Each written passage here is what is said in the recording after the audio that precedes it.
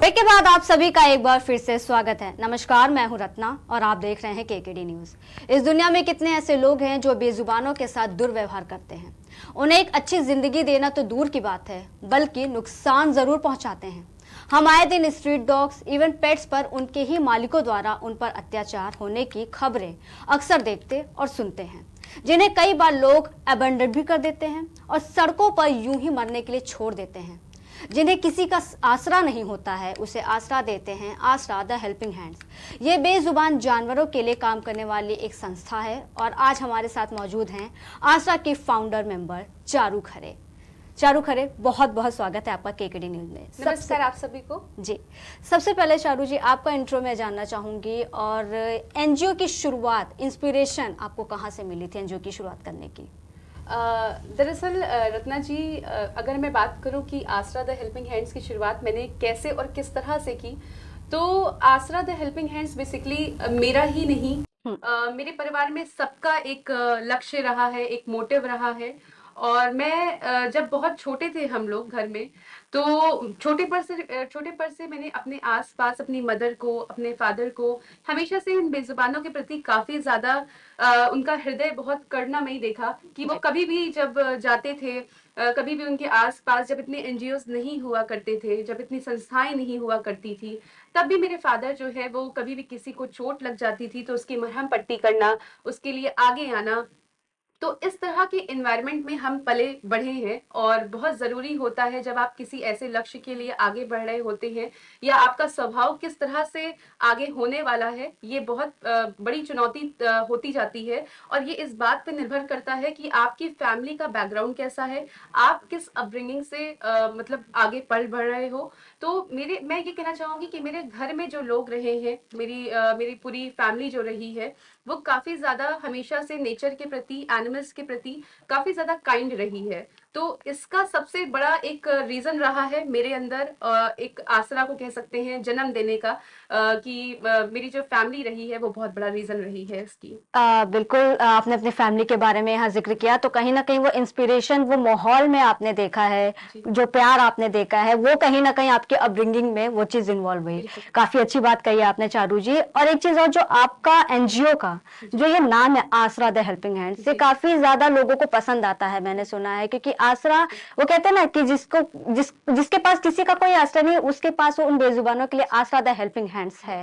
तो ये नाम कैसे आपके जहन में आया, कैसे आपने सोचा इस नाम के बारे में? दरअसल आसरा द हेल्पिंग हैंड्स, जैसे कि आपने कहा कि ये नाम लोगों को बहुत पसंद आता है। पसंद इसलिए आता है क्योंकि हेल्पिंग हैंड्स मेरे लिए एक हर वो हाथ जो मदद के लिए आगे बढ़ाया जा रहा है, वो हाथ लोगों तक जब पहुंचता है और उनकी मदद करता है, तो वो कहीं ना कहीं लोगों की आत्मा को संतुष्टि देता है।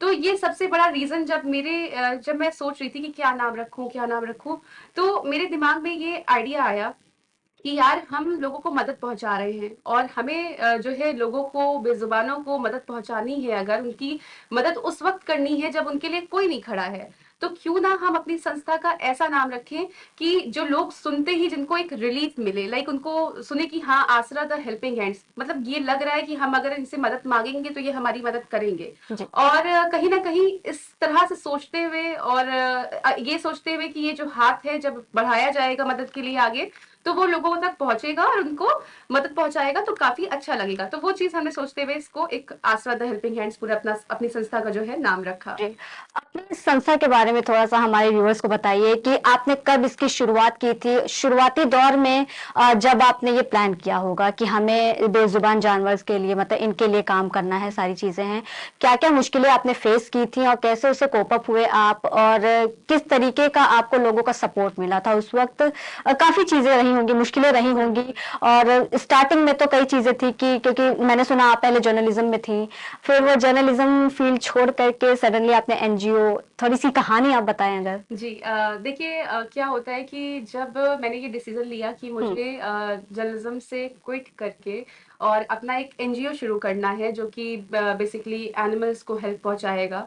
और हालांकि हमारा सेक्टर में है कि ये भी आपको बताना चाहूंगी कि हमारा जो एनजीओ है वो सिर्फ बेजुबानों के लिए नहीं, ये एजुकेशन सेक्टर पे भी काम करने की आगे जो है पहल करेगा, ये मैं आपको आगे बताऊंगी। तो अभी तक जो हमारा बेसिकली, जब हमने ये सोचा कि हमको ये एनजीओ शुरू करना है, मैंने ये विचार किया, तो उस वक्त लोगों ने काफी ज्यादा, जो आसपास के आपके लोग होते हैं, चुनौती किसी भी सेक्टर में आपको आती है जब आप कोई चीज नई शुरू कर रहे होते हैं। बिल्कुल। तो जब मैंने ये सोचा था तो कई बार ऐसा अगल बगल के लोग जो होते हैं, जब हमने कम्युनिटी एंड कहाँ से आप शुरू कहाँ से करते हैं बेसिकली, तो एनजीओ जब आप शुरू करते हैं, हमें स्ट्रे एनिमल्स के लिए काम करना है, हमने अपने कम्युनिटी एनिमल्स को खिलाना शुरू किया। क्योंकि अगर आपके आसपास के ही जो कम्युनिटी एनिमल्स हैं वो परेशान हैं, भूखे हैं, तड़प रहे हैं, तो आप कैसे एनजीओ की शुरुआत कर सकते हैं? तो जो शुरुआत होती है वो तो अपने ही घर से होती है। बिल्कुल। तो जब हमने अपने अगल बगल कम्युनिटी एनिमल्स को खिलाना शुरू किया, तो जो लोग थे, जो सोसाइटी थी, उन्होंने कहना शुरू कर दिया कि ये क्या यहाँ पे गंदगी कर रहे हैं, या ये क्या चीजें हैं, आप इनको खिलाओगे, कल को ये हमारे बच्चों को काट लेंगे, आप इनको ऐसा करोगे तो ये हमारे गेट पे पोटी शूशू कर देंगे। तो इस तरह की तमाम चीजें मतलब लोगों ने कहनी शुरू की। और आप यकीन नहीं करोगे कि ऐसा भी हुआ, कई बार लोगों ने हमारे मतलब गेट पे जो है कई बार पुलिस को भी बुला दिया कि ये इस तरह से करते हैं, फिर बच्चे हमारे जो है काटे जाते हैं कुत्ते के द्वारा। तो उस तरह से उस पूरी चुनौती से लड़ते हुए मतलब हम लोग ने किसी तरह से हैंडल किया। और हैंडल करने का फिर सबसे बड़ा वही रीजन था, क्योंकि फैमिली का जब सपोर्ट होता है आपको, तो वहां पर आप बहुत ज्यादा बैकबोन होती है, क्योंकि फैमिली आपकी, और जब फैमिली आपको सपोर्ट कर रही होती है तो सारी चीजें मतलब फिर पीछे रह जाती है, फिर सोसाइटी क्या कह रही है आपको फर्क नहीं पड़ता। और मेरी फैमिली चूंकि मेरे साथ थी, इनफैक्ट मेरे तो फादर ऐसे रहे थे, इस नेचर के थे कि जब बहुत छोटे छोटे बच्चे हमारे घर के बाहर, मैंने कहाँ से शुरू किया था बेसिकली, कि जब हमारे घर के बाहर छोटे छोटे बच्चे हुए, एक श्वान के करीब 8 से 9 बच्चे थे, तो वो बरसात में भीग रहे थे, उनकी मदर जो है वो नहीं थी और वो मदरलेस पपीज थे। तो मेरे फादर ने हमको बोला कि बेटा यहाँ आओ। तो हम लोग जब वहाँ गए पापा के पास, तो पापा ने बोला कि बेटा इनको अंदर कर लो, और कहते हैं देखो अंदर ही रखो, उनकी मम्मी नहीं है, और इनको खाना पानी दो। और मेरे पापा ने ही हमको बोला कि इसको इसको फीड कराना शुरू करो। मेरी मम्मी बॉटल ले आई, दूध की बॉटल ले आई जो बच्चों को दी जाती है, उससे उनको फीड कराना शुरू कर दिया। हमको डांटती थी बल्कि कि तुम लोग खिलाते नहीं हो, कैसे इनको भूखे हैं वो। तो ऐसे सब कुछ हमारे घर का माहौल रहा। तो हम लोग को देखते थे, हम इतने ज्यादा फिर हमको अटैचमेंट हो गई ना उनसे। जब आप करना शुरू करते हो उन बच्चों के लिए, इन बच्चों के साथ रहते हो, और आप देखते हो कि कितने ज्यादा फेथफुल है वो आपके लिए, तो खुद ब खुद वो आपकी जो अटैचमेंट होती है वो बच्चों के साथ जुड़ती जाती है। आज वो 8 बच्चे हमारे घर में मतलब बड़े सब हो गए हैं। उनमें से कोई भी एक ऐसा नहीं हुआ कि कोई भी कोलैप्स हुआ हो। सब एकदम मतलब एकदम तंदुरुस्त अच्छे बच्चे हैं, सब एकदम बड़े हो गए हैं। और चुनौतियों की अगर मैं बात करूं तो सबसे ज्यादा चुनौती जो आती है मेरे समझ में, आज लखनऊ में सबको ये चुनौती का सामना करना पड़ता है, जितने भी फीडर्स हैं जो भी शुरुआत कर रहे हैं इस चीज की, कि लोग उनके आसपास के जो सोसाइटी के लोग हैं वो खिलाने से मना करते हैं। जबकि सुप्रीम कोर्ट ने ये ऑर्डर दिया हुआ है कि आप एक पॉइंट पे अपने यहाँ पर एक पॉइंट बना करके वहां पर खाना पानी रख सकते हो, कहीं पे भी खिलाना इलीगल नहीं है। लेकिन अगर आप फीडर को परेशान कर रहे हो तो ये इलीगल है। तो इस तरह की चीजें होती हैं। खैर, तो हमने कहीं ना कहीं कानून का सहारा लेते हुए ही और कानून की भाषा में ही लोगों को ये समझाना शुरू किया कि जो हम कर रहे हैं वो कानूनी तौर पे सही है, आप हमें इसके लिए रोक नहीं सकते हो। तो जब लोगों को लगता है ना कि हाँ, कि इनके पॉइंट पे कुछ दम है, ये जो बात कह रही हैं ये सही कह रही हैं, तो उस तरह से लोग चीजों को समझना शुरू कर देते हैं। फिर कहीं ना कहीं कुछ चीजें हम इग्नोर करते हैं, अगर वो कुछ कमेंट कर रहे हैं, कुछ चीजें कह रहे हैं तो हम इग्नोर करते हैं, और जब हम खिलाते हैं तो फिर उनको समझ आ जाता है कि हाँ, कि कानूनी तौर पे कुछ गलत नहीं है, तो हम कुछ एक्शन नहीं ले सकते हैं। लेकिन चारू जी, आपने यहाँ मेंशन किया है कि कुछ लोगों को इससे प्रॉब्लम होती है, लाइक आप बेजुबानों के लिए काम कर रहे हैं, आपने फिर कहा कि आप एजुकेशन बैकग्राउंड से भी काम करते हो, तो इसमें गलत क्या है? क्योंकि अगर पर्सपेक्टिव से देखा जाए, नॉर्मल सोसाइटी के पर्सपेक्टिव से देखा जाए तो it's a really good deed, और आप वो कर रहे हो, तो इसमें प्रॉब्लम क्या है? हाँ, आप इसके लिए कोई अवेयरनेस के लिए क्या लोगों तक नहीं, या आपकी जो टीम है वो नहीं जाती है कि आप कुछ मत करो, आप थोड़ी सी हेल्प करो, एटलीस्ट आप अपने आसपास के जो जानवर हैं जिनको कोई शेल्टर नहीं है उन्हें आप खिला दो या पिला दो? तो ये दूर भागने का ये माइंडसेट, आपको क्या लगता है ऐसा क्यों है, ये जो बिहेवियर है सोसाइटी का? हाँ, एक्चुअली क्या होता है कि कुछ ह्यूमंस जो होते हैं वो अपने आप को सुपीरियर समझते हैं। उनको लगता है कि अगर भगवान ने उनको बनाया है, यानी इंसान को बनाया है, तो इस दुनिया में सिर्फ इंसान ही रहने के काबिल है और सिर्फ वही रह सकता है। वो ये समझना नहीं चाहते कि हम सब, इनफैक्ट हर छोटी से छोटी चीज, हर बड़ी से बड़ी चीज भगवान की, प्रकृति की देन है, और हमें उनकी सुरक्षा करनी है, एट एनी कॉस्ट करनी है। हमें ये नहीं समझ सकते, हम ये नहीं समझ पाते, कई बार हम ये समझने में फेल हो जाते हैं कि अगर हम उनके लिए नहीं करेंगे, इंसान होने के नाते हम उनके लिए आगे नहीं आएंगे, तो दूसरा और कौन करेगा? भगवान ने अगर हमको बनाया है तो उनको भी बनाया है, और हम पे ही वो डिपेंडेंट है। और कहीं ना कहीं आप अगर आदिकाल से भी देखिए, तो आदिकाल से भी भगवान ने आज तक कभी किसी को कहते हैं किसी भी जानवर को हर्ट नहीं किया, कभी उनको नुकसान नहीं पहुंचाया, हमेशा से अपना अच्छा दोस्त माना है। तो हम इंसान कौन होते हैं उनको ठुकराने वाले? लेकिन इंसान जो है वो आजकल का इंसान अपने आप को इतना ज्यादा सुपीरियर मानने लग गया है कि वो इनको एक्सेप्ट नहीं करना चाहता। अभी जैसे कि आपने थोड़ी देर पहले मुझसे पूछा था कि जर्नलिज्म आपने क्यों छोड़ा, तो बिल्कुल। मुझे हमेशा से ये लगता है कि मैंने जर्नलिज्म छोड़ा नहीं है, क्योंकि जर्नलिज्म खुद में एक क्रांति है। और जर्नलिज्म जब आप करते हैं, हमें हमेशा से पत्रकारिता की फील्ड में जितना भी मैंने 5 साल काम किया, मुझे यही सिखाया गया, जहां भी ऑफिस में मैंने काम किया मुझे यही सिखाया गया कि आप सच के लिए लड़ो, आप सही के लिए लड़ो। और मुझे लगता है कि मैं अलग तरह का जर्नलिज्म कर रही हूँ। आज भी मुझे ये लगता है कि मैं इनको बचा रही हूँ, मैं इनके लिए लड़ रही हूँ कहीं पे जाकर के।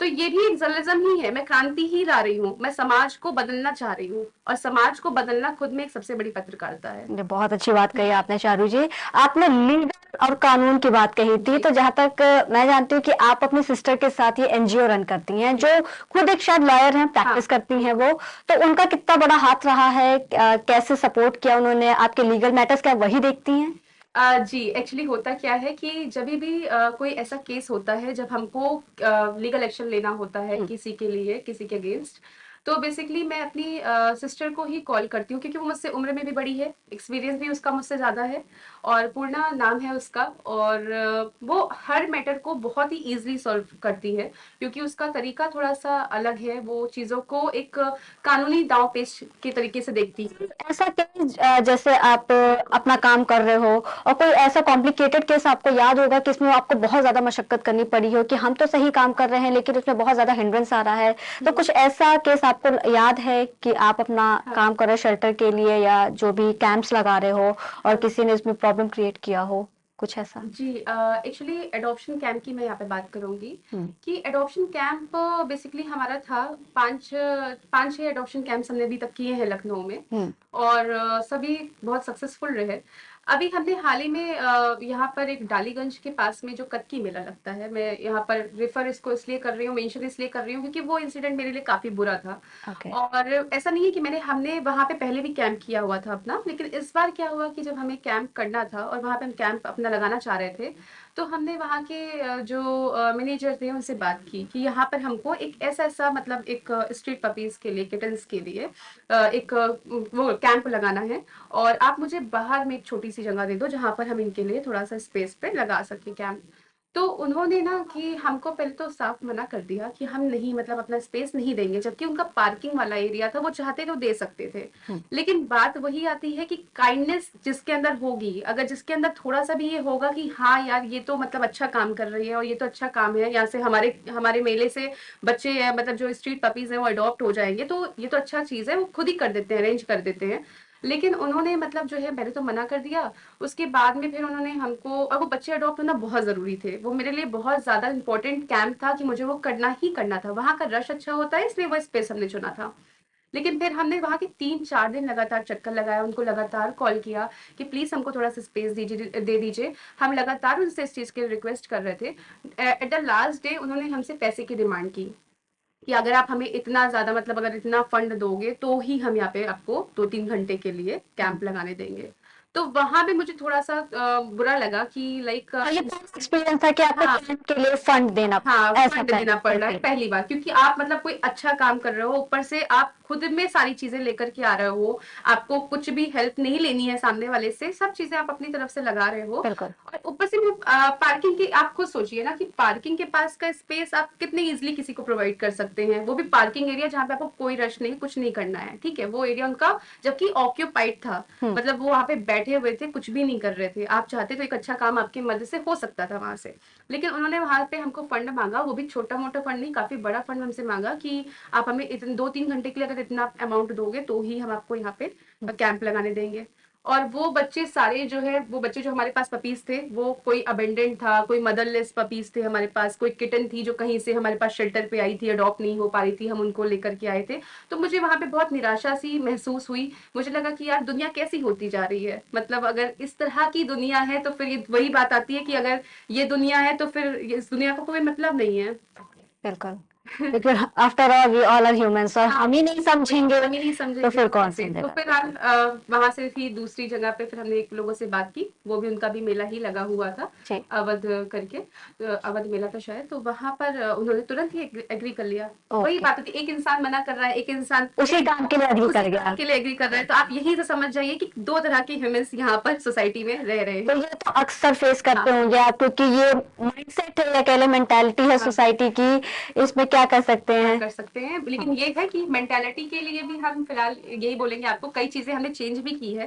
वो हम्म। भी मैं आपको आगे बताऊंगी कि जैसे कि अभी आप क्रुएल्टी केसेस की बात करेंगे, तो मैं उसमें आपको बताऊंगी कि हमने क्या क्या चीजें मतलब सुधार में लाई है, क्या चीजें चेंज की है। एनिमल क्रुएल्टी केसेस की बात करें तो अभी तक आपने जितने भी केसेस हैंडल किए हैं, आपने 2020 में शुरू किया था, या जी। कितने साल हो गए होंगे आपके एनजीओ को स्टार्ट हाँ, किए थे। अप्रोक्स देखिए, शुरुआत तो अगर हम वहीं से मान लेते हैं जहाँ से सोच पैदा हाँ। हुई दिमाग में, जहाँ से पापा ने मुझे बोला कि बच्चों को अंदर कर लो, जहाँ से मेरे पापा ने हम लोग के सामने कहते हैं इलाज पानी किया किसी बेजुबान का, तो सोच तो वहीं से पैदा हो जाती है। लेकिन अगर हम काम की बात करें तो काम हमने 4 साल से शुरू किया, 2020 से शुरू किया। 2020 से आपने शुरुआत रखी, एक तरीके से कह सकते हैं ऑफिशियली नींव आपने रख दिया था जी जी जी कि हम ये काम करेंगे, और उसके लिए आपने कहीं ना कहीं हाँ से स्टार्ट कर दी थी अपनी जी जर्नी। जी बिल्कुल। तो जब आपने ये स्टार्ट किया था तो आपके पास क्या क्या ऐसे इक्विपमेंट से, आपको क्या लगता था कि आप मतलब सबसे, आपने जो भी केसेस अभी तक हैंडल किए हैं उसमें से ज्यादा सबसे क्रूअल केस क्या रहा था आपके, और जिसको आपको लगा कि ये काफी ज्यादा कॉम्प्लिकेटेड है हम्म इस केस में जस्टिस दिलाने के लिए, या जो भी हम्म। डॉग्स है या विक्टिम है जो भी है। हाँ, एक्चुअली देखिए होता क्या है कि मैं एनिमल क्रूरल्टी केसेस पे यहाँ पे बात करूंगी, क्योंकि मेरा जो मेन मोटिव है हमारे एनजीओ का, वो सबसे बड़ा मोटिव जो मेरा मैंने बना के रखा हुआ है, वो एनिमल क्रूरल्टी केसेस को कम करना है। हम हम्म। चाहते हैं कि ये दुनिया, ये समाज, यहाँ के लोग, यहाँ पर एनिमल क्रूरल्टी जो है वो एकदम जीरो हो जाए। मैं जीरो नहीं भी कर पाऊंगी तो मैं पूरी कोशिश करूंगी कि मैं जीरो तक लाने पहुंचाने की कोशिश कर सकूं। कोशिश करना ही खुद में बहुत बड़ी बात होती है। बिल्कुल। तो बेसिकली जब हम यहाँ पर अभी मैं आपको बहुत दूर नहीं जाऊंगी, मैं रिसेंट का ही केस आपको बताऊंगी, पिछले ही अप्रैल का ही केस, इसी अप्रैल का केस मैं आपको बताऊंगी। गोमती नगर में एक केस हुआ था, गोमती नगर के उजरियाओं में एक केस हुआ था, जहाँ पर हम लोग गए थे, एक डॉग के लिए हमें कॉल आई थी। कॉल हमें जिस दिन आई थी उस दिन हम दूसरे केस पे तो थे, तो हम वहां पहुंच नहीं पा रहे थे। तो हमने उनको बोला कि आप डॉग का टेक केयर करो, उसको कुछ इनिशियल ट्रीटमेंट प्रोवाइड कर दीजिए, हम दूसरे इमरजेंसी केस पे हैं, हम आपके पास कल आ जाएंगे। हम्म। हम अगले दिन वहां पे पहुंचे, और डॉग की हालत जब हमने देखी तो डॉग खैर वो लेटा हुआ था, खड़ा नहीं हो पा रहा था। हमने जब जानने की कोशिश की कि किसने मारा है, किसने क्या किया है, तो अच्छा तब तक हमको वीडियो नहीं रिसीव हुई थी कि उसके साथ एग्जैक्टली हुआ क्या है। ओके। फिर जब हमें वहाँ के लोकल लोग इकट्ठा हो गए, करीब 200 लोग थे, तो उन्होंने जब हमको वीडियोस दिखाना शुरू की तो मेरे रोंगटे खड़े हो गए। इनफैक्ट मैं खुद शॉक्ड रह गई कि यार, मतलब कोई ऐसे कैसे कर सकता है। पति पत्नी थे, और फिर क्या हुआ कि वहां पर वो जो पति पत्नी थे उन लोगों ने वीडियो में जो मुझे दिखाई दिया, फुटेजेस में जो था, उन लोगों ने, इलेक्ट्रिशियन था हस्बैंड उसका, उसने खंबे में बांध दिया था डॉग को, और वो लगातार डंडे पे डंडा मार रहा था। उसका हस्बैंड तो मार ही रहा था, उसकी वाइफ भी लगातार सपोर्ट में उसको मार रही थी, गाली देती जा रही थी, मारती जा रही थी, गाली देती जा रही थी, मारती जा रही थी। मतलब उसको उस वीडियो को देख करके लग रहा था कि क्या ऐसे सिख लोगों से हम लोग अपनी सोसाइटी में घिरे हुए हैं? क्या ऐसी पर्सनालिटीज जो हैं वो सिर्फ बेजुबानों के लिए खतरा है? नहीं, बिल्कुल नहीं। हमने जब वीडियो देखी तो हमें लोगों ने बताया कि आप लोग इनसे अकेले बात करने मत जाइएगा, क्योंकि फैमिली जो है काफी डिस्टर्बिंग है, और मतलब जो है बिहेवियर बिल्कुल सही नहीं है। किसी ना किसी के साथ ही जाइएगा, किसी को आप कॉल कर लीजिए। हमने कॉल 112 को सूचित किया और वहां हम्म। पर मौके पे बुला लिया। तो मैं वहाँ पे कॉल 112 के साथ पहुंची, मैंने उस लेडी से पूछना शुरू किया कि आपने इसको, मतलब डॉग को, मेरे पास इतना सिंपल सा क्वेश्चन था कि आपने मारा क्यों? भाई, आप अगर अपने आप में हिट किया है, वो भी इतनी बुरी तरह से हिट किया है, तो आपने क्यों मारा? तो उसने ना सीधे गाली गलौज करना शुरू कर दी, तेज हम्म। तेज से गाली देना शुरू कर दिया उसने मुझे, गंदे गंदे इशारे करने लग गई सामने खड़े होकर के। अब वो, क्योंकि साथ में मेरे कई सारे मेल पर्सन भी खड़े थे और कई सारे लोग थे, तो मेरे लिए भी काफी एम्बैरेसिंग हो रहा था, एक विमेन होकर के भी आप सामने इस तरह से दूसरे औरत के साथ आप ऐसे कर रहे हो। तो मुझे लग गया कि भाई ये बात करने लायक तो नहीं है। फिर पुलिस, मैं तो चली वहां पे खड़ी थी, फिर पुलिस ने अपना काम किया, पुलिस बातचीत करना शुरू किया पुलिस ने कि क्यों मारा तुमने। पुलिस से भी उन्होंने गाली गलौज करना शुरू कर दी, कोई डर नहीं, कोई बिल्कुल 1% का डर नहीं लग रहा था उनके अंदर। सोचिए, हम लोग खड़े थे वहां पे, 6 बजे पहुंचे थे, हमको रात के वहां पे 10 बज गए, सिर्फ उन दोनों को वहां से ले जाने के लिए। गोमती नगर पुलिस वहां पर पहुंची, कई थाने की, कई मतलब चौकी की पुलिस आई, कई सारे वहां पे अधिकार मतलब एसआई आए, तब जाकर के उनको वहां से पुलिस स्टेशन तक पहुंचाया जा सका है। घर में उन लोग ने आग लगा ली थी कि पुलिस लेके ना जा पाए हमको यहाँ से। मतलब हम लोग सोचिए वहां पे 5-6 घंटे हम वहां पे खड़े रहे हैं अपने पैरों पे कि कम से कम ये जल्दी यहाँ से चलें। जैसे ही वो यहाँ से गए हैं, हमारे साथ थाने पहुंचे हैं, हमने एफआईआर दी है। फिर उसके बाद में हम जब वापस आए हैं अगले दिन, जब जी। वहां पे, तो लोगों ने हमको ये बताया कि ये मतलब जो है अलग ही तरह का इंसान है और इससे बात करने लायक नहीं है, बहुत ही गुंडागर्दी करता है ये इंसान। तो हमें वो केस हमारे लिए काफी ज्यादा डिफिकल्ट रहा, क्योंकि मतलब आप किसी एक ऐसे पर्सन से डील करते हो, क्योंकि इसके बाद में मेरे पास टीएम्स में काफी ज्यादा धमकी वमकी भी आई कि आपने ये किया है, अपनी एफआईआर वापस ले लो, ये कर लो, और मैं भी यहाँ पे कुत्ते को मार दूंगा, मैं वहां पे कर दूंगा। कई सारे अननोन आईडी से मेरे पास में एब्यूजिव लैंग्वेज में डीएम्स आने लग गए। तो उस वक्त तो पे ऐसे डीएम्स जो होते हैं वो आपको आते हैं, लाइक अगर आप रेगुलर बेसिस पे अगर आप हाँ, कहीं जा रहे हो तो इस चीज का भी आपको ऐसे कहीं ना केसेस कहीं के बाद डर, में, ऐसे केसेस के बाद में तो आते हैं। डर नहीं लगता है कि अगर मैं नेक्स्ट स्टेप लूंगी, क्योंकि कई लोग क्या करते हैं आपको रोकने की कोशिश करते हैं कि अभी तुम यहाँ रुक जाओ वरना इसका लाइक कुछ भी हो सकता है, तुम्हें इसका पे करना पड़ेगा। तो ऐसा कभी लगा कि अब रुक जाना चाहिए इन धमकी भरे जो डीएम्स आते हैं इन सब चीजों को लेके? नहीं, कभी ऐसा फिलहाल मुझे नहीं लगा, बल्कि मुझे ये लगा कि इम्पैक्ट डाल रही है, मेरी चीजें इम्पैक्ट कर रही हैं लोगों को, और बिल्कुल। कहीं ना कहीं बेसिकली जब इस तरह की धमकियां हमको आती हैं तो डर तो नहीं लगता है, हम्म। और डर बिल्कुल भी लगना भी नहीं चाहिए मुझे, बल्कि ये लगता है कि अगर मुझे ऐसा मैसेज, ऐसा डीएम या ऐसे कॉल्स आ रहे हैं तो इसका मतलब मैं बहुत अच्छा कर रही हूँ, और कहीं ना कहीं जो मैं कर रही हूँ या जो हम अपने साइड से जो स्टेप ले रहे हैं वो लोगों तक काफी ज्यादा इम्पैक्ट लोगों पर डाल रहे हैं। तो एक पॉजिटिव फीलिंग आती है बल्कि। और इस तरह के लोग देखिए आपको हर जगह पे, वही मैं बताऊंगी, आपकी हर जगह पे मिलेंगे, हर हर मोड़ पे आपको ऐसे लोग मिलेंगे जो आपको पीछे खींचने की कोशिश करेंगे। तो जब भी कोई आपको ऐसा मिलता है जो आपको पीछे खींचने की कोशिश करता है, तो आप एक स्टेप आगे बढ़ने की कोशिश करते रहिए।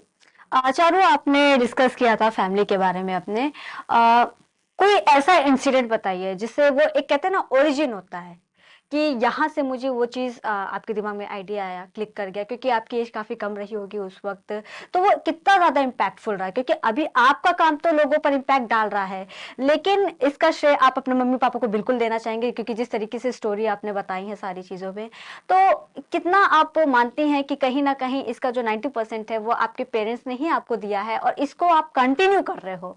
तो कैसा लगता है, क्योंकि आई आई आई होप कि लोगों को इसके बारे में पता ही होगा पहले से, तो कैसा लगता है जब आप जाते हो, लोगों से मिलते हो और लोग कहते हैं कि अच्छा आपका बच्चा ये कर रहा है? और ये भी बताइएगा कि जब आपने जर्नलिज्म को छोड़ा था, जैसे आपके हिसाब से तो आप कर रहे हो, वो हमें दिख रहा है, वो बहुत अच्छी चीज है, तो उनका क्या था, उनका सपोर्ट था कि हाँ बेटा ठीक है करो, अच्छी चीजें कर रहे हो? जी जी। थोड़ा सा उसके बारे में। देखिए, ओरिजिन की अगर मैं बात करूँ तो मैं यहाँ पे एक छोटा सा मतलब जो वाकया जो है शेयर करना चाहूँगी। वाकया तो नहीं कहूँगी क्योंकि ये एक मार्मिक घटना है, और हमारा पूरा परिवार जो है इससे काफ़ी ज़्यादा आहत हुआ था। हम्म। और मेरी जो ये जो आसरा द हेल्पिंग हैंड्स की जो शुरुआत है, सोच की अगर मैं बात करूँ, सोच तो बचपन में ही, जैसा मैंने आपको बताया, कि शुरू हो गई थी। बिल्कुल। लेकिन जो एक एक होता है कि नहीं मुझे अब यही करना है या इसको भी करना है, इसको आगे लेकर के चलना है, तो वो कहाँ से आया? एक्चुअली साल 2020 में 1 जून का दिन था। मेरे हम लोग को एक कॉल आई, हम लोग लखनऊ में थे, हमारी पूरी फैमिली लखनऊ में थी। हमें एक कॉल आई कि पापा जो है वो मिसिंग हैं और नहीं मिल रहे हैं, तो तुम लोग यहाँ अयोध्या आ जाओ। हम लोग बेसिकली रहने वाले अयोध्या के हैं, और लखनऊ में भी हमारा घर है, लेकिन हम अयोध्या के रहने वाले, मूल निवासी हम अयोध्या के हैं। तो हमें ये कॉल आई कि पापा मिसिंग हो गए हैं, जो है यहाँ फौरन जो है अयोध्या आ जाओ। करीब 7 बज रहा था शाम का, और हम सब शॉक्ड हो गए कि लाइक इतना बड़ा इंसान चलता फिरता मिसिंग कैसे हो सकता है। तो इट मीन्स हम सबके मन में कुछ ना कुछ बुरे ख्याल आने लग गए। बिल्कुल। हम लोग जब वहां पहुंचे तो रात भर हमने अपनी गली के आसपास, अपने घर के आसपास, मतलब जितनी भी जगह हो सकती थी, पुलिस को सूचित किया, आसपास पुलिस के साथ मिलकर के पापा को ढूंढते रहे। रात भर हम उनको ढूंढ रहे थे कि वो मिल जाए कहीं पे, लेकिन वो कहीं भी, उनके बारे में हमें कुछ भी जानकारी नहीं मिल पाई। हम सुबह 4 बजे तक उनको ढूंढते रहे। फिर 8 बजे के आसपास हमें कॉल आई कि यहाँ पर एक बॉडी जल रही है। तो जब हमें मालूम चला कि बॉडी जल रही है, और जिसने फोन किया था उसने बोला कि मतलब देखने से लग रहा है कि श्वेता ही है। श्वेता मेरे पापा को तो लोकल लोग जो ये तो है। काफी ज्यादा शॉकिंग रहा होगा आपकी फैमिली के बिल्कुल, लिए, क्योंकि बिल्कुल, सडनली वो पहले गायब हुए, बिल्कुल। उनका कुछ अता पता नहीं, और फिर ये इतनी बुरी खबर। जी, बिल्कुल। तो तो ऐस हम लोग जब वहाँ पर पहुँचे और मतलब लोगों ने बताया कि मतलब पापा से ही तुम्हारे मतलब उनकी बॉडी जो है वो मिल रही है, पोस्चर। तो हम लोग जब वहाँ पे पहुँचे भागे-भागे, सब लोग मतलब लाइक मेरी पूरी फैमिली एकदम ज़मीन पे बैठ गई और रोना शुरू कर दिया सबने, मतलब पापा को देखकर, क्योंकि पूरी बॉडी जल चुकी थी। उनका सिर्फ़ हाथ का कुछ मतलब फिंगर्स कुछ बाकी थी, पैर के कुछ जो है अंगूठे वग़ैरह दिख रहे थे। हम्म। अंगूठी वगैरह उनकी दिख रही थी, कुछ हिस्से दिख रहे थे, बाकी पूरी बॉडी 90% जल चुकी थी। तो जब हम वहाँ पे पहुँचे सारी, फिर पुलिस फ़ोर्स वगैरह आ गई और मैंने अपनी पूरी फैमिली को देखा, वो सब कोई बैठे हुए थे, मतलब मैं किसको सँभालूँ, क्या करूँ, कुछ समझ नहीं आ रहा था। लेकिन फिर भी क्योंकि मैं जर्नलिज़्म कर रही थी उस वक़्त पे और मुझे ये था कि मैं यहाँ पर अगर अपनी फैमिली के साथ में अभी रोने लग जाऊँगी या मैं अभी शोक मनाने लग जाऊँगी, तो मेरे फादर जो सामने पड़े हैं, इनके जो जिन्होंने ये किया है, वो कहीं पीछे रह जाएँगे और वो भाग निकलेंगे, उनको पकड़ा नहीं जा पाएगा। तो मैंने तुरंत अपना कैमरा निकाला, फ़ोन निकाला, तुरंत उनका मतलब वीडियो बनाना शुरू किया, फ़ोटो खींची, जितने एंगल से खींच सकती थी, फ़ोटो खींची। और उसके बाद में मुझे आँसू ही नहीं आ रहे थे, मैं बिल्कुल खड़ी हो गई थी, एकदम शॉक्ड थी मैं। घर गई तुरंत मैं और मैंने तुरंत न्यूज़ लिखी घर जा कर के। अपने फादर की केस की न्यूज़ लिखी, जितने भी मेरे मीडिया सहयोगी थे सबको मैंने फॉरवर्ड किया वो न्यूज़ जी। कि ये चला दो। और उसके बाद में फिर सबने न्यूज़ जो है वो चलाई।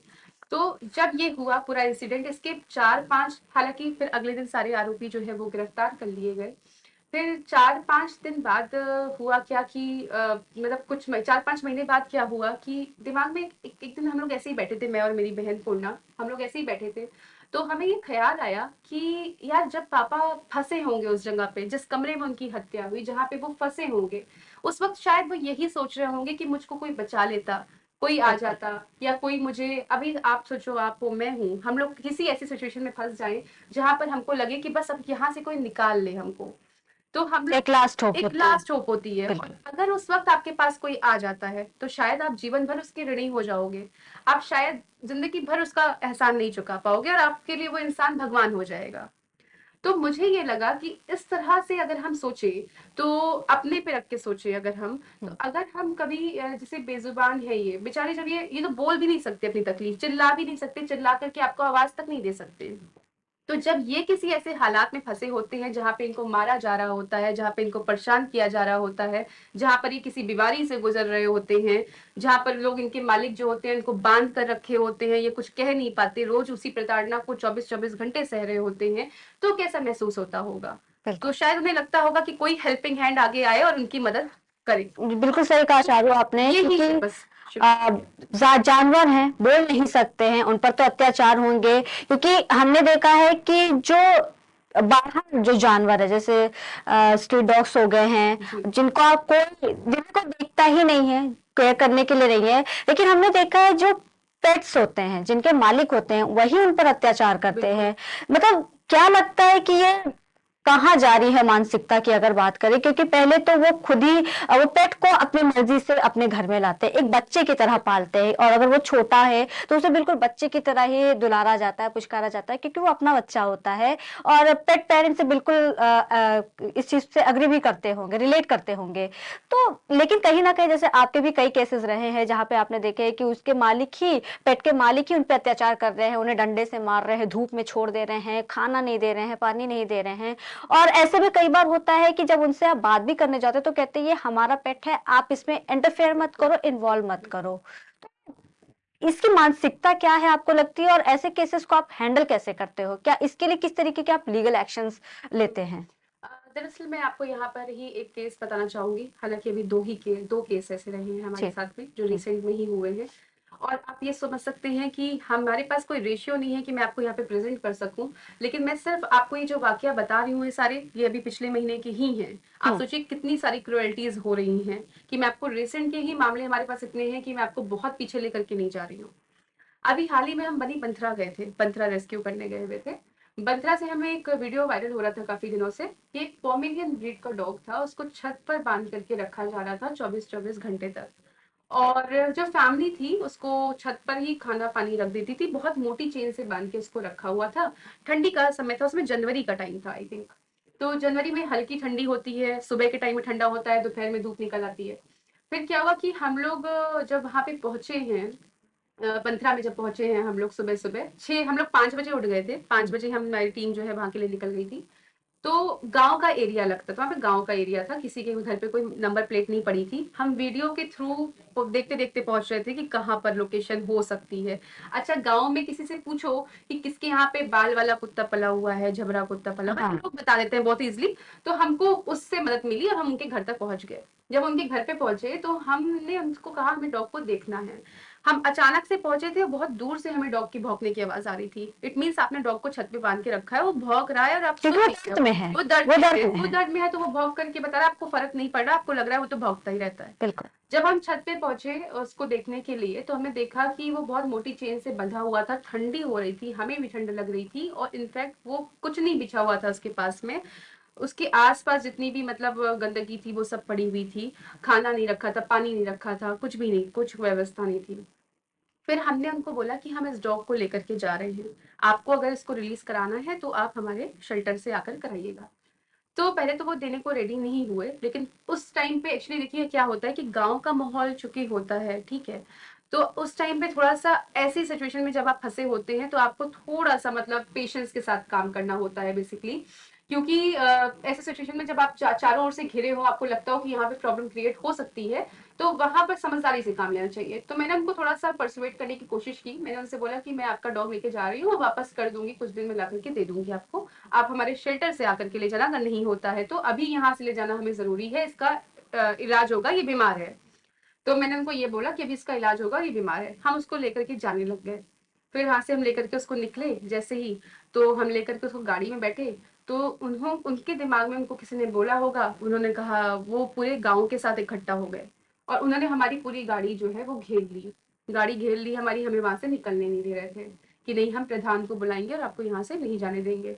उसके बाद में उन्होंने जबरदस्ती मेरे आगे का गाड़ी का जो है दरवाजा खोलने लग गए, फोन की छीना झपटी हुई। हम लोग भी 3-4 लोग थे। तो उसके बाद में फिर जैसे ही मैंने उनको बोला ठीक है मैं उतर रही हूँ, आप थोड़ा सा रुक जाओ, आप साइड हटो, मैं निकल रही हूँ, मैं उतर रही हूँ नीचे।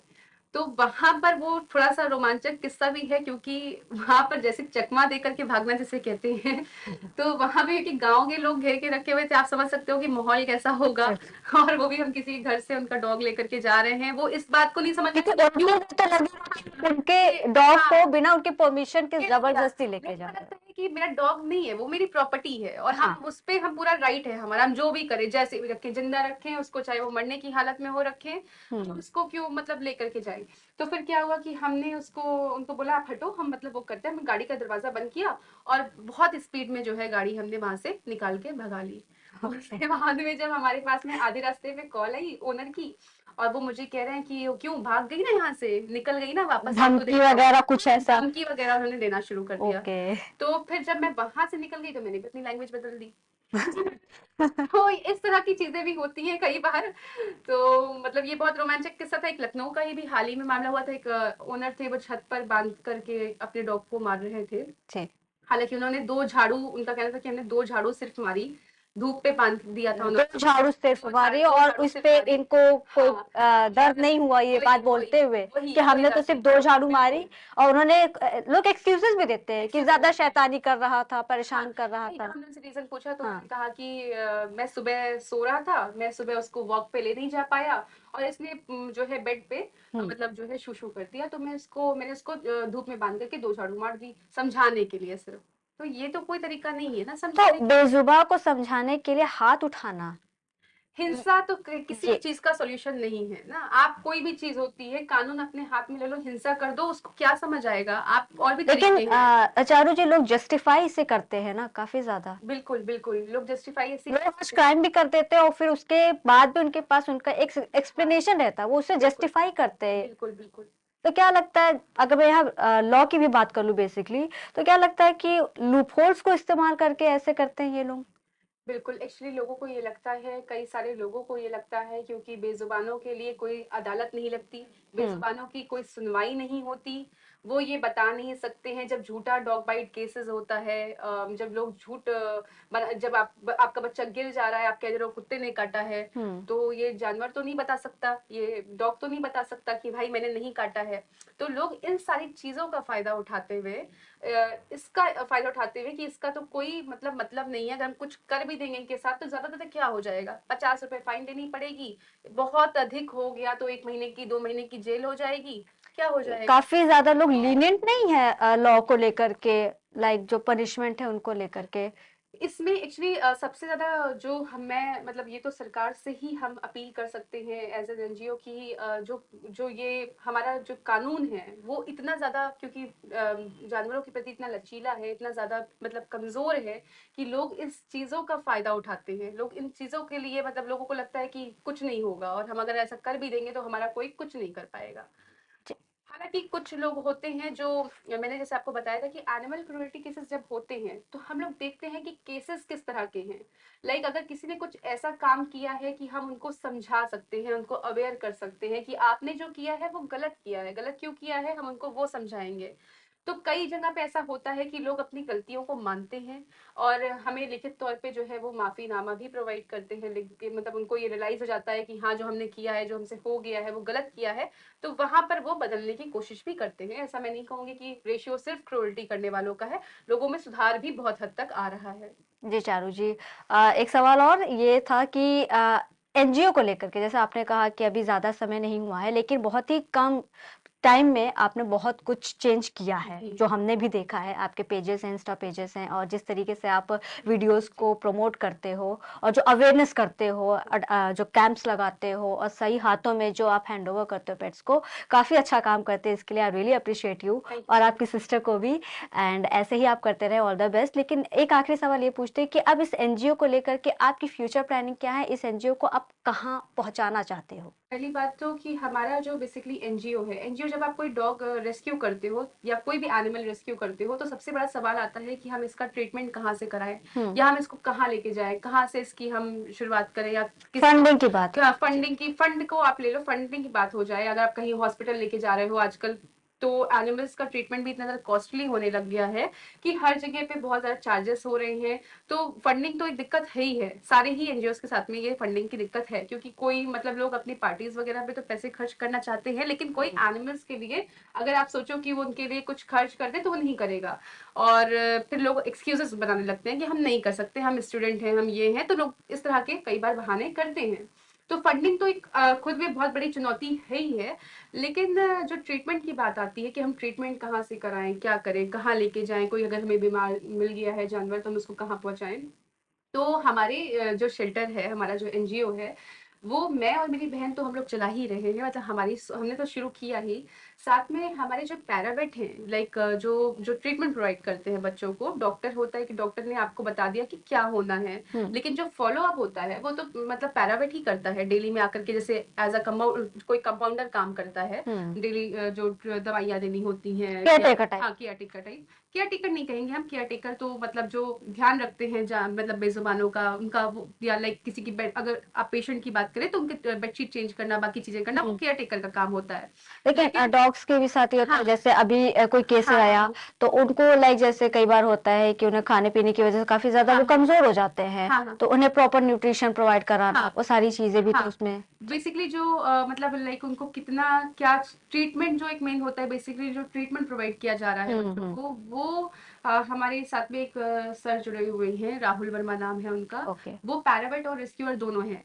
तो अगर वो नहीं होते इन केस, क्योंकि हम बहुत जरूरी होते हैं, जैसे कि मैंने आपको बोला कि लोग टीम में किसी एक ऐसे इंसान का होना बहुत जरूरी है जो बच्चों को टाइमली ट्रीटमेंट प्रोवाइड कर रहा है, और आपको फ्री ऑफ कॉस्ट, वो हमारे एनजीओ को वो हमारे लिए उसको बच्चों, जितने भी हमारे शेल्टर के बच्चे जो रह रहे हैं पहले से, उन सबको ही वो free of cost treatment provide करते हैं। तो ये मेंशन करना इसलिए जरूरी था क्योंकि हर एक इंसान जो कहीं ना कहीं इनके लिए एक अच्छा काम कर रहा है, उनको मेंशन करना बहुत जरूरी है, क्योंकि वो उनके बिना हम लोग इस तरह से काम नहीं कर सकते। बिल्कुल, वो एक बैकबोन सपोर्ट रहता है। तो बेसिकली हमारा जो आप फ्यूचर प्लानिंग्स की अगर हम बात करें, तो हमारा जो एनजीओ है आसरा द हेल्पिंग हैंड्स, वो सिर्फ बेजुबानों के लिए ही नहीं काम कर रहा है। हमारी फ्यूचर की प्लानिंग जो है वो एजुकेशन सेक्टर पे काम करने की है।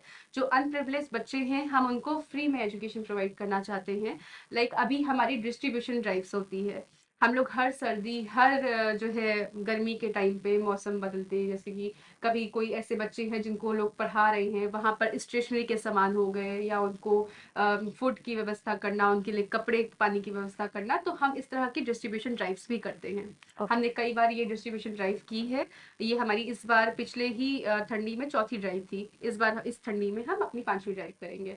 तो इस ड्राइव को फिर आगे ले जाते हुए जब हम इसको थोड़ा सा और नेक्स्ट स्टेप पे बढ़ेंगे फंडिंग के साथ में, क्योंकि भी हमारी फंडिंग भी उस लेवल पे नहीं है कि हम बहुत ज्यादा चीजें एक्सपेंड कर सकें। क्योंकि मैंने हाँ। सुना है कि आप और आपकी सिस्टर फिलहाल जो भी जो ट्रीटमेंट के एक्सपेंसेस होते हैं या जो भी उन्हें प्रोवाइड करा तो वो आप अपने खुद के खर्चों से निकालते हो। बिल्कुल। Am I right? मैं मेरी सिस्टर और जो राहुल वर्मा है, हाँ। हम 3 लोग हैं टीम में बेसिकली। हम्म। हम तीनों मिलकर के आसरा द हेल्पिंग हैंड्स को रन कर रहे हैं और हम तीनों कहीं ना कहीं वर्किंग है। लाइक अगर हाँ। मैं आईटी इंडस्ट्री में जॉब कर रही हूँ तो मेरी सिस्टर एडवोकेट है, मेरा जो राहुल वर्मा है वो अपने केसेस को और भी जगह देखते रहते हैं, जो भी उनको ऑन द स्पॉट कॉलिंग्स आती है वो हैंडल करते हैं। तो हम सब अपना अपना हिस्सा मिला करके इस संस्था को चला रहे हैं, क्योंकि इस संस्था का मेन मकसद जो है वो एक सोच जो है वो बहुत अच्छी है।